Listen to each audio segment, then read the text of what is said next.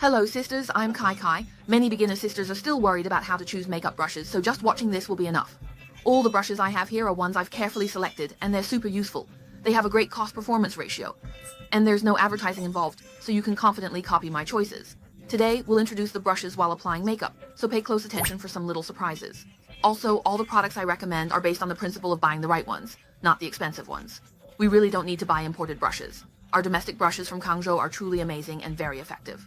First of all, let's talk about the base makeup. If you want to create a clean and three-dimensional base makeup, you can rely on these few. First, let me introduce these concealer brushes. For concealer, which involves pastes and liquids, we can use fiber hair ones. First, I will use this larger one to cover the dark circles that are relatively large. You can see that this side is very thin, so you can control it very well every time you apply powder. Apply it thinly, and let's zoom in to see it. Just cover it lightly like this. There is no brush mark, and it is cheaper than animal hair. Then it's the same here.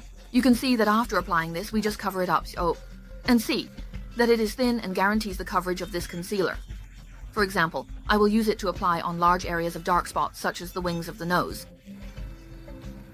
It's covered in just a few strokes. You see, there's a big difference between this and that. For dark spots on the face, I like to use this one with a sponge head. It also covers the blemishes directly. Just apply it on the dark blemishes. How is the sponge head designed? The effect of the photo is very solid, and it is suitable for covering spots. Look at this acne mark, for example, this acne mark. Just cover it like this, and you will see it is covered, then gently pat the edges open like this. Isn't it very easy to use? How about applying foundation? I usually use a brush to apply it on my face first, and then use a powder puff to spread the brush. I use this kind of flat brush to spread the foundation. This kind of flat brush can really help you spread the foundation very thinly. I usually use this one the most, and I have several of them in stock. Sisters, you know. I also found a relatively cheaper brush for you. You can choose according to your own situation. I really try to find cheaper ones for you. If there are some that I can't find, it means that there is really no substitute for them. This one is not as easy to use as the one here. The support of that one is better, but this one is also very easy to use. And the powder puff is that I have been unable to stop using it since I used it.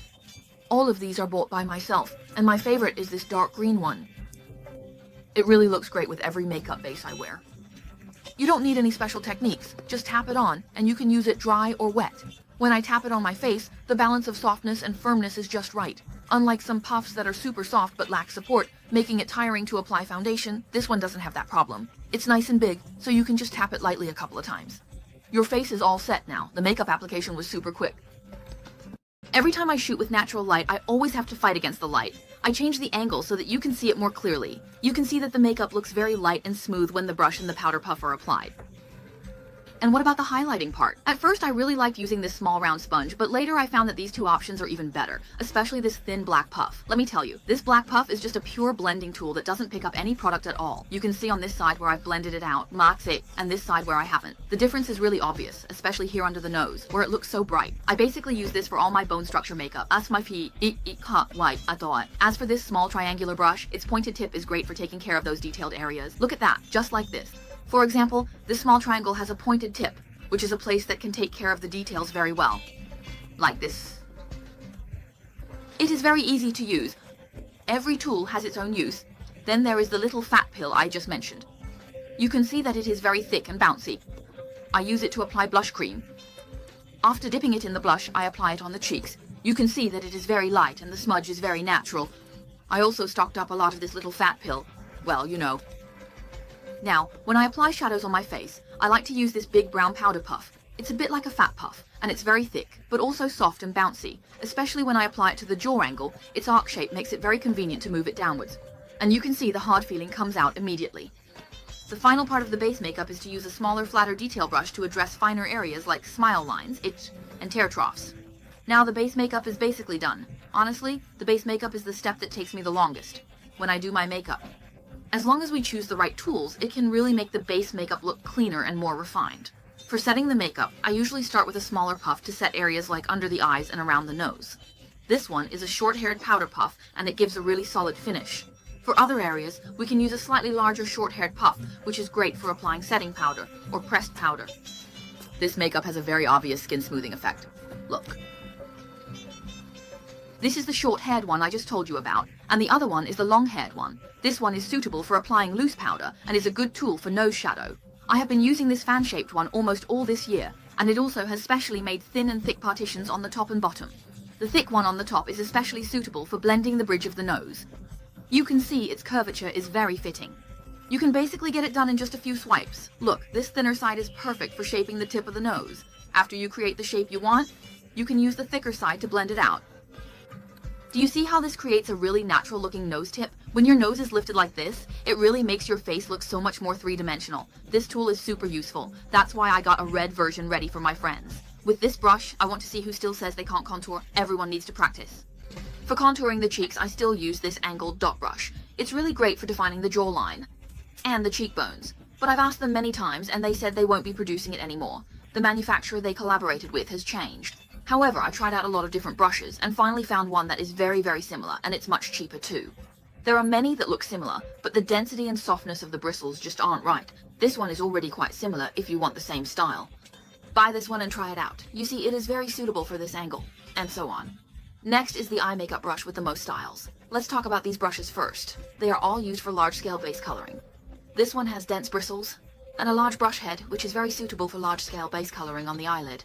This one is also used for coloring, but its bristles are looser and softer than the previous one. It can handle the border very naturally, without the feeling of layering up and down.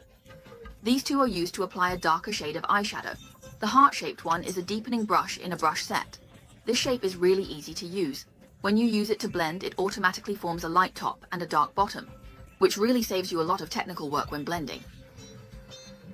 Then when you use the side to deepen the lower eyelid, it is also very easy to use and fits very well. This brush is also in the shape of a peach heart, but it is not a set of brushes. You can buy it separately. The bristles of the upper eyelid are softer and more comfortable than the previous one. The remaining two brushes are used to deepen the eye head and eye end. The slightly wider one is used to deepen the eye end. When deepening such details, you need to use a smaller one so that it is not easy to show dirt. For example, I especially like to use this cone-headed one to deepen the eye head because the eye head is relatively narrow. Using this small cone brush allows for very precise application at the inner corner of the eye. I felt like the lighting was a bit too dim earlier, so I turned on a light. This small cone brush and this eyeshadow brush are both from the same set, and I really think there are almost no useless brushes in it. I happen to have an extra set, so let's see which of my friends will be lucky. Next, these few brushes are for applying eyeliner and enhancing the under eye area. When drawing the under eye bags, you really need to choose a brush with a bit of thickness in the bristles. This way, the shadow you create will look very natural, not just a harsh line. When we highlight the under eye area, we also use this small cone brush. You can see that its small head allows for very precise control over the area. Look, this under eye bag has already been drawn, and it looks really natural, right? This thin angled brush is super useful for drawing eyeliner along the lash line. The precision you get with this angled brush is even better than with gel or liquid eyeliners. I also use it to draw the lower eyeliner, and you can see it's really, really precise. After drawing the eyeliner right along the lash line, I use this cone-shaped brush to blend it a bit, making the lower eyeliner look even more natural.